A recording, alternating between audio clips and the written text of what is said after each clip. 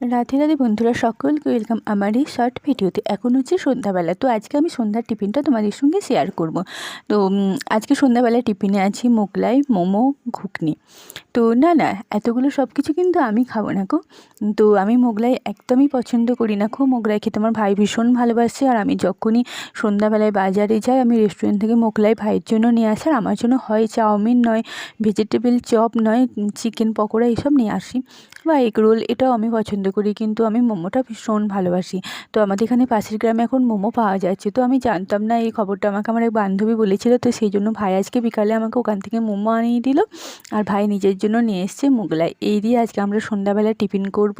তো ভাবলাম আমি একা একা কেন খাবো, চলো আমার বন্ধুদের সঙ্গে আমি একটু শেয়ার করে নিই, তো তারপরে আমি টিফিনটা খাবো। তো এই দেখো, এই হচ্ছে মোমো। না সুন্দর করেছে মোমোটা, খারাপ নয়। হ্যাঁ, তবে বর্ধমানের মোমো আর এখানে মোমো অনেকটা তফাৎ। তো আমি তো বর্ধমানের মোমোই বেশি খেয়েছি, তো এই মোমোটাও